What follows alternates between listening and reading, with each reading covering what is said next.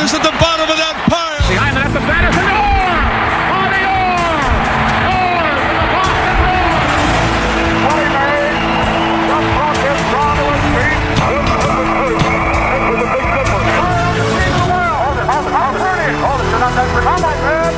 Let's shoot at the wall. Reggie Jackson in his third home run of the game. That is cut out of the air. That is pulled in. A breaker hit.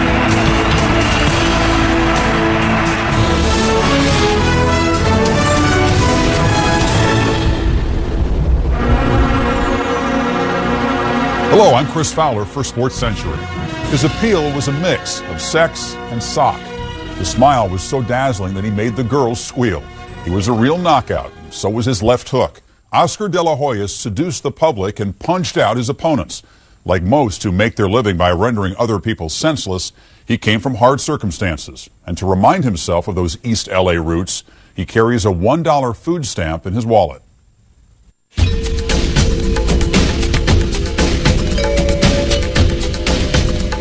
This kid from the East LA barrio. I don't think he grew up in poverty, but he certainly grew up in near poverty. Oscar was the meal ticket. He was going to bring up that whole family. And his father saw to it that he did. Skateboarding was my pastime. My father didn't want me to skateboard because I would get hurt. I was going to become this fighter. His life was basically going to the gym, coming home, training. Oscar's father really believed that you couldn't be as good as the next guy. You had to be better than the next guy just to be even. And so consequently, nothing you do is ever good enough. He's a warrior because his father pushed him out in that ring. He doesn't burn to fight. What he burned to do was to please his father. He never said to me, son, you're doing great, or you fought a great fight. He never said that to me.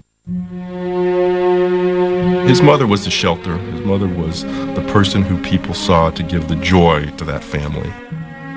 She didn't want me to become a fighter, but my father would push it every single day. You have to become this fighter. We learned to live with it. The mom would get him up early to do his running. She would make him his meals. She would pat him on the back. Any little bruise, any little ailment he had, he used to run straight to mommy. His mother alleviated some of the stress and strain that he had with his old man. There was a real deep bond and love there. With his mother in his corner, Oscar De La Hoya excelled in a sport that was even less forgiving than his father. He did it not only with talent and heart, but also with a sizzling physical attraction that drew a new audience to ringside. Unbelievable box office attraction. Nothing like it south of the heavyweight division in history. He became a Ricky Martin of boxing. At his weigh-ins, he would attract throngs of screaming teenage girls. It was more like a rock concert than a boxing event. Latinos have been famous, but never this kind of cross-cultural idol. He brought attention to our business, and he brought attention to the people that would normally not watch boxing because he was good-looking. He could speak English and Spanish. I remember being so impressed with how smooth and self-assured he was, answering the questions without missing a beat. People liked Oscar personally, and a lot of the media just fell in love with the character of Oscar De La Hoya. He was charming, and he was able to win a lot of people over. Not everyone bought De La Hoya's style. Despite a 31-0 record with 25 knockouts and 4 titles to his credit, many fight fans described him as having more style than substance. In September of 1999, De La Hoya sought to silence his critics when he met Felix Trinidad to unify the welterweight title. They were number 1 and number 2, pound for pound, fighters in the world. It was huge for both men. Deep inside, they had known for years that this confrontation was coming and would probably be the defining moment of their careers. These were 2 young Latinos in their primes, one from Puerto Rico, one from LA. Perfect way to draw fans. Everybody talked that week and wrote about how De La Hoya would not lose a close decision in Vegas. More than half his fights at that point had taken place in Vegas. It's his place.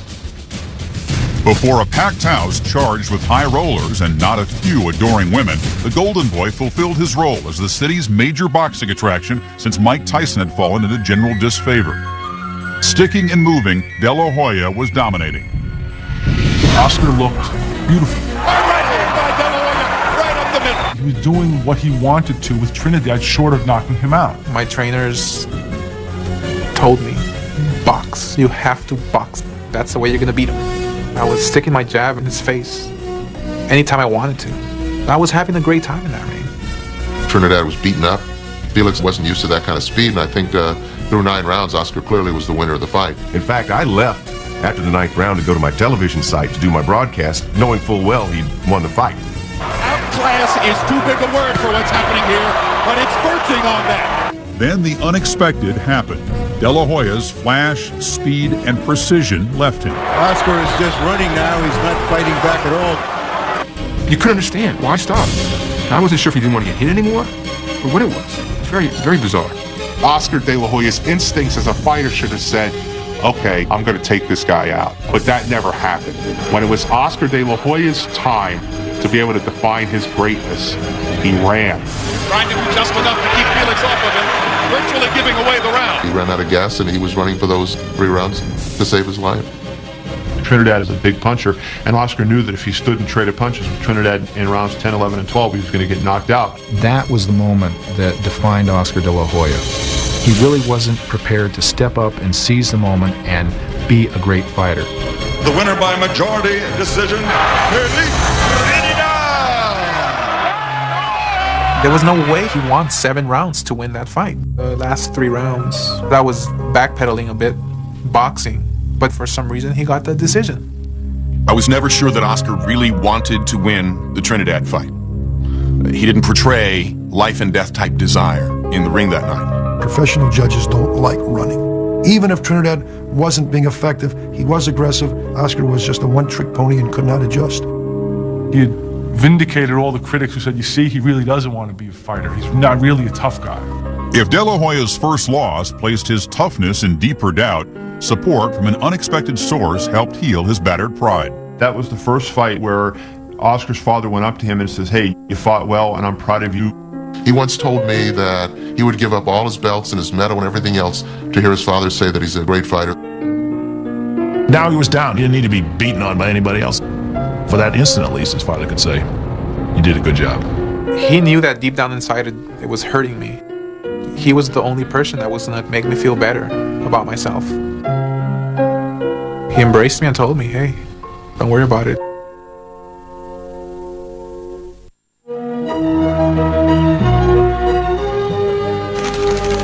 It's in my blood.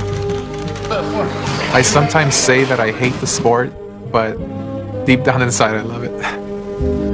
On his way to compiling a 223-5 record as an amateur, De La Hoya received international exposure when he won a gold medal in the featherweight division of the 1990 Goodwill Games.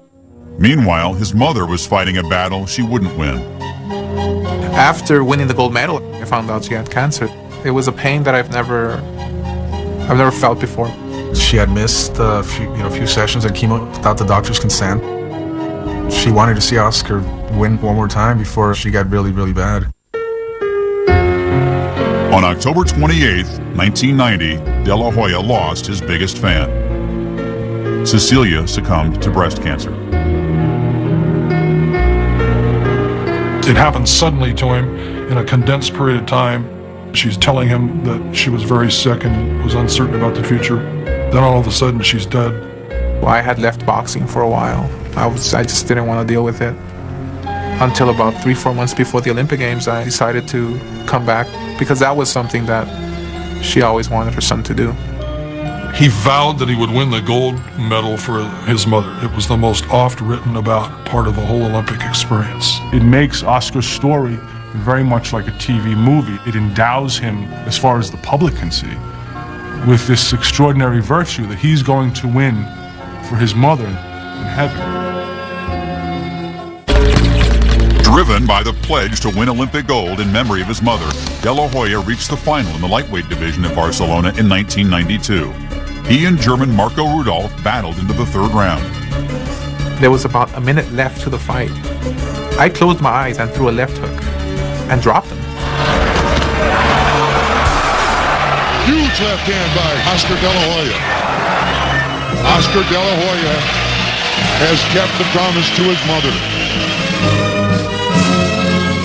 I remember him holding up the gold medal as if to say, "Here, Mom, here it is." It was a great moment, and it was very inspiring. I was on that podium receiving the gold medal, listening to the anthem. I broke down in tears. It was just the most amazing feeling I've ever had.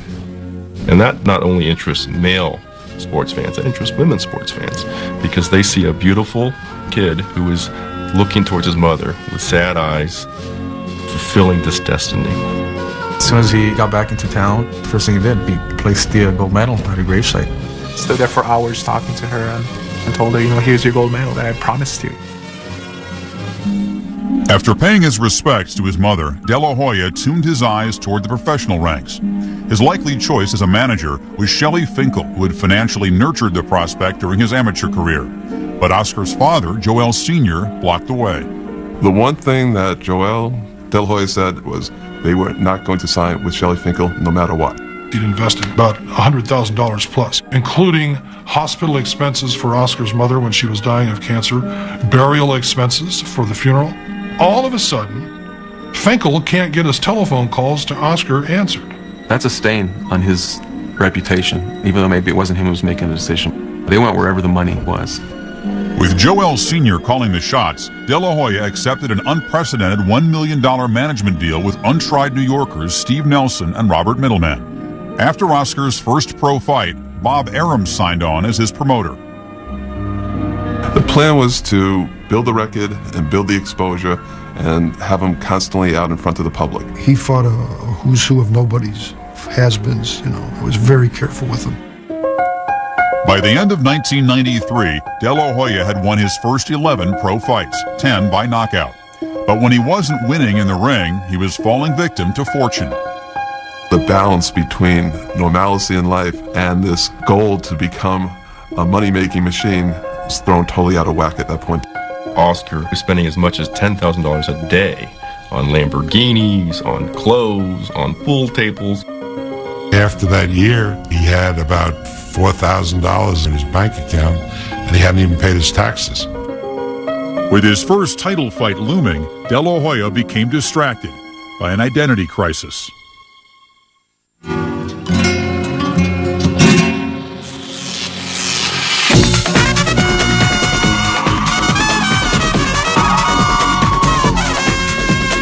In El Paso, he's fighting a guy that really was no threat, that nobody had ever heard of, and the people went crazy, and especially the young girls. It was like when the Beatles came over to the United States for the first time. There's thousands of screaming teenagers. The police were holding them back, and lo and behold, they break through the barricades. And my thought is, I'm going to die. Oscar just yells, "Here they come," and at that moment, he's enveloped by hundreds of teenage girls. It was amazing. Oscar had a particular clientele that was his and his alone. Not just for a boxer, for an athlete. I'm the magnet. Girls go to the magnet. This is how he thinks about himself. Now, I know when you were boxing, you used to abstain from sex. Ooh. So I guess imagine the same with singing. You have to have that same dedication. Same mentality. Really? 4, 5, 6 months without, before a performance, Really? I've always thought that Oscar enjoyed being a celebrity more than he enjoyed being a fighter, because celebrity brought him everything he loved. The women, the invitations to the golf courses, the nightclubs. You ask what are Oscar's favorite hobbies? Women, golf, women. He measures every woman against his mom, and they fall short because he does have this very idealized notion of his mother. Whether or not De La Hoya sought to replace his mother, his celebrity was not appreciated by many males in the Mexican community on either side of the border. There's always been some sort of ethnic ambiguity to Oscar. He's Mexican by blood, but he's a very American fighter. He incurred the wrath of a lot of Mexican fight fans because I think that they felt he played too white. The Mexican fan wants to see rough and tumble fights. Oscar never wanted to have his face messed up. In March of 1994, the Golden Boy won his first title by knocking out junior lightweight champ Jimmy Breedall. A little more than 2 years later, the stylist hoped to change his pretty boy image against Julio Cesar Chavez for the WBC lightweight championship. Chavez had built up a tremendous reputation among Mexicans and Mexican Americans as being this great warrior. He was their guy. There was a passion for Chavez to beat De La Hoya, not just because they liked Julio more, but they liked what he represented more, someone who bled for them. Oscar was so angry about being the outcast among his people that he was going to make Chavez pay for that. Brutal left hook by De La Hoya. Chavez's will seeming to be set with all Oscar De La Hoya. It showed he could go in with Chavez, who was the warrior, and go toe-to-toe with him and win the slugging match and just leave Chavez a bloody mess. The fans hopefully appreciated all this, and I just wanted to give a good show for them. They still did not support him. They still believed he only won it because Julio was cut. In their rematch in September of 1998, De La Hoya stood beyond reach of Chavez and dispatched the aging Lion in the 8th round. He'd already won his 4th title, a controversial decision over Pernell Whitaker in 1997, a year in which he made $38 million. But if opponents couldn't beat him, the options that came with wealth and fame threatened to knock him out. The problem is that he didn't recognize the limits and the responsibilities that his celebrity placed on him. He indulged himself. He stepped beyond the bounds. He's had 2 kids out of wedlock, so his private life has been less than golden. Somebody like Oscar, a healthy desire for the opposite sex, invariably would get into trouble. In December of 1998, De La Hoya was accused of rape for the 2nd time. Neither case went to trial. But one of the cases was settled out of court for an undisclosed amount of money. The bigger you are, the broader your ripples in the pond, the more you're a lightning rod for that kind of stuff. His attorney gave a quote which basically said, Oscar has been in bed with so many women, how could he possibly remember one? If he was not the super celebrity that he is, a lot of these incidents would be brushed away. No criminal charges have ever been filed, but still it was in the background, and it all added to this image of a golden boy becoming tarnished. All the promise of the early years kind of crumbling.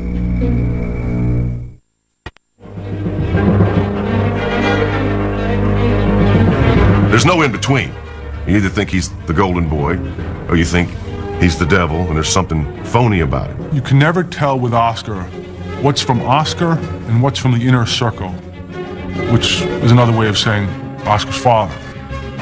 After a career in which the father and son made many enemies, De La Hoya, at 27, met the hard edge of his lifestyle when he faced Sugar Shane Mosley in June of 2000. When the 12th round came, Oscar and Mosley duked it out.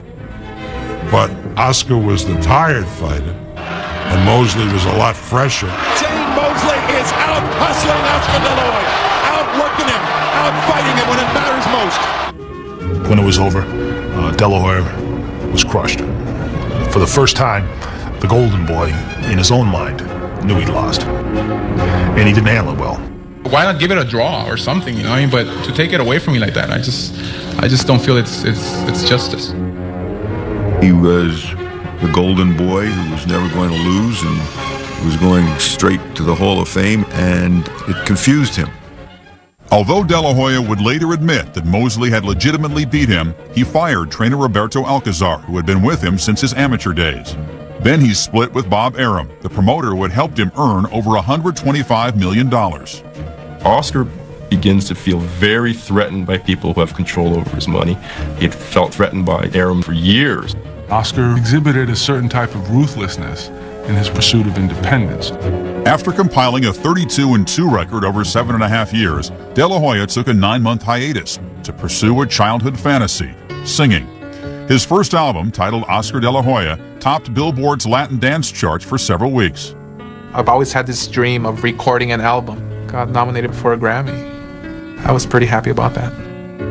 But the ring beckoned, and with new trainer Floyd Mayweather Sr. calling the shots, De La Hoya defeated Arturo Gatti in March of 2001. 3 months later, he won his 5th title in as many weight classes, picking apart WBC's super welterweight champ Javier Castillejo. That October, he married Puerto Rican singer Milly Correcher.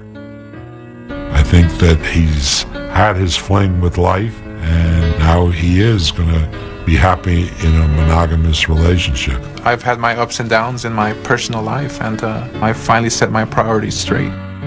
She's a woman that is like no other.